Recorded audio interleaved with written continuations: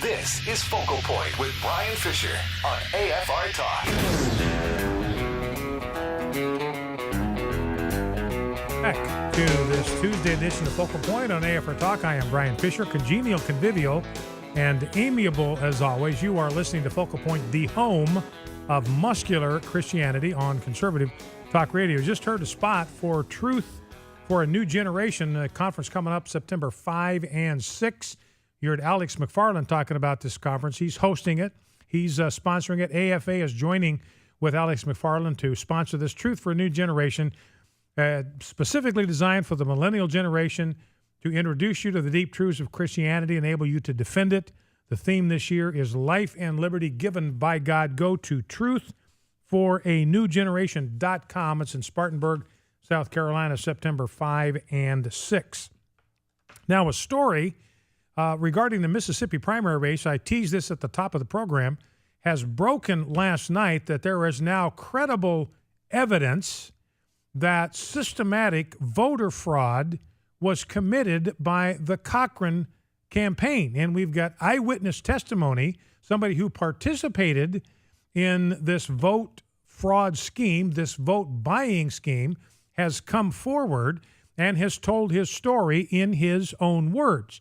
Now, this is one individual, so we don't have other corroborating witnesses at this point. It does fit a pattern that we've seen. We read stories for weeks about walking around money.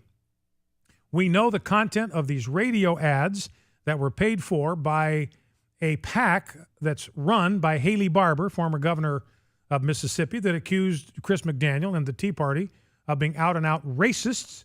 And we had the flyers that were produced, again, by the Cochran campaign, once again painting the Tea Party and Chris McDaniel as racist. I mean, the implication was if you didn't vote against Chris McDaniel, he was going to wear a white hood on the floor of the United States Senate and was going to start burning crosses on the lawn of the White House. And all those tactics worked. Now, the journalists that broke the story, there were actually two of them that collaborated on a piece to break this story, Charles Johnson and Joel Gilbert. And Charles Johnson, investigative journalist, is with us. And Charles, welcome to Focal Point with Brian Fisher. Thank you so much for having me. Now, I want to introduce you a little bit to Charles. And Charles, is there any chance that we can keep you for two segments today? Can you stay till 1:45? Yes, I will do my level best. Okay. Yes, I apologize because this is my only phone, and everyone and his cousin is calling me right now. And you have my undivided attention. Okay. But the problem is that I'm trying to hear everybody, and basically I understand. trying to be focused on it. But I'll stay for two segments. I'm happy to answer any questions, and if your audience wants to call in, or I don't know how you run your show, but I'm happy to answer their questions as well. All right, well, that'd be terrific, Charles. And by the way, one of the questions circulating in our newsroom is how widespread this story has gotten. I've seen stories on Red State that picked up on this now. Breitbart has obviously picked up on it. I've seen stories on Forbes picking up on this. Have you been getting calls from other media outlets wanting to talk to you about this story? Yes, I've been getting calls from lots and lots of different outlets. I'm happy to share all my information. I've submitted it to law enforcement, to FBI contacts of mine. And I'm very, I just want to see justice done, as a believing person, my journalistic, skill set. And this is not my first rodeo. Like, I've debunked other things like the Everytown school shooting list where they lied about how many school shootings occur every week. I've debunked this, the woman who was spouting off about the Syria war. I debunked her, showed that she was lying about her academic credentials. So I have a track record. People can go to my website at Charles C. Johnson. They can go and also see the GotNews.com site. I apologize for the CMS on it because it is early. But, I have a long track record of doing these types of things. Well, and Charles, I have helped people with many stories in the conservative media. I gave out the flyers, the racist flyers, the robocalls, the radio ads. I gave those out to everybody because I was in Mississippi, and I was seeing this stuff, and I was recording it, and it was being sent to me. And I was just posting it on Twitter because I thought the world needs to see what's going on. And so that's why I was doing it. And I flew back here to have my anniversary dinner with my wife, where I live in California, and decided that, I should go and pursue what I was seeing, which I think is probably going to go down as one of the biggest voting fraud operations in American history. It's actually quite impressive in its criminality. And Charles, I'm talking with Charles Johnson, who's the investigative journalist that broke this story about the vote buying fraud in the Mississippi primary. And I want to give you a little bit of his credentials so you know that you're dealing here with a credentialed and credible journalist. He worked for Charles Kessler at the Claremont Review of Books, one of the top publications in the country. Worked with Seth Lipsky at the New York Sun, Alan Dershowitz at Harvard Law School. Most of you are familiar with his name. His written work has been published not only in the Claremont Review of Books, but City Journal, which is a leading scholarly publication, National Review Online, The American, The Weekly Standard, and Andrew Breitbart's site. These are all websites, American Thinker, I go on every day as a part of my show prep. Now, Charles, this scandal has to do with a black pastor by the name of Stevie Fielder. He's an assistant pastor, a black pastor at First Union Missionary Baptist Church. And according to your research, he was hired by the Cochran campaign to pay blacks $15 a pop to vote for Thad Cochran in the runoff. In other words, his story was this is blatant vote buying. The Cochran campaign loaded up envelopes with $15 in them, and it was Stevie Fielder's responsibility to go door to door if necessary, find blacks who would commit to go to the polls and vote for Thad Cochran, and in exchange, he gave them an envelope with $15. Yeah, and that's exactly right. So what we did was I had one of my people in Mississippi go and have a conversation with him, and I spoke with him on the phone. And this, by the way, was before Tuesday's result. So this is not like I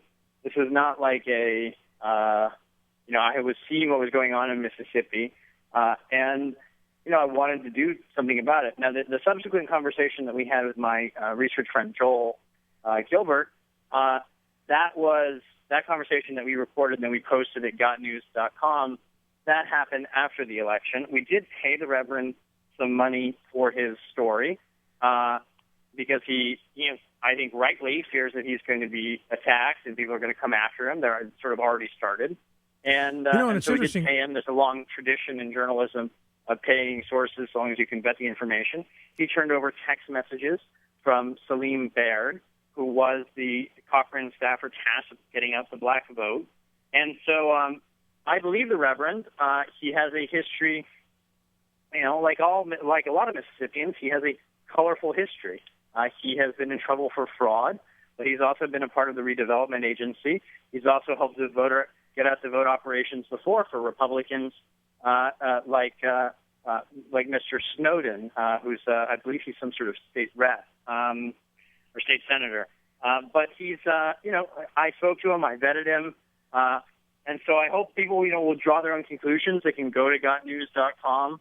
I will try and have more material up. I actually decided to launch my site with this, which I had been planning for a year, because I was so disgusted at what I had been seeing, and I had all the stuff that you've seen, the racist flyers on Levin's show or all these other radio shows and all these other places that you've all heard about.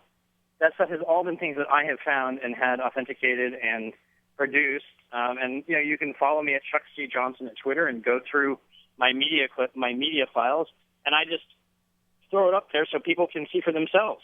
Well, Charles, let's play a couple of sound bites before the break here. This is part of the discussion, the conversation that Joel Gilbert and Charles Johnson had with Pastor Stevie Fielder, black pastor, being paid by the Cochran campaign to get out the vote. Here is clip number 1. This is Pastor Stevie Fielder talking to our guest Charles Johnson and his research assistant. When he said he would give me specifics of what he said about buying votes, would he pay you? Did he expect you to pay other people? Give me that.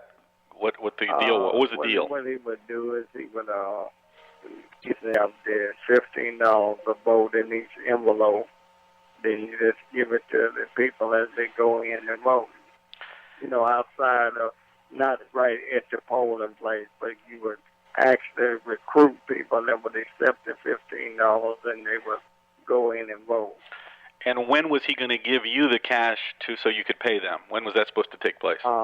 When you tell them that you had a certain amount, he would like to work for like 20 at a time, and that's like $300. And we get them 20 voted, he'd be ready to get 20 more and 20 more, like that.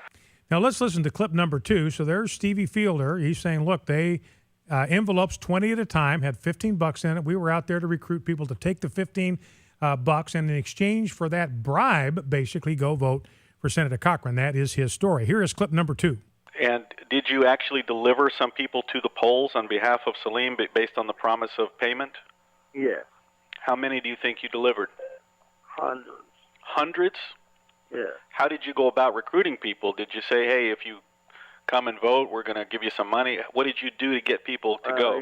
They told us, just you go out and just tell them, it's $15 for your trouble if you go in down there and vote for Thad, And how did you get that message out to people? Just like they told me to tell them, I know things is hard and times is bad and you need to pay for your gas and stuff, and that's $15 for you if you just go in there and vote for Thad. So what did you go around the neighborhood talking to people? How did you get that message out to people yourself? Yes, door to door in different places, in most of the impoverished neighborhoods, in the housing authorities and stuff like that. And how did people react when you told them this?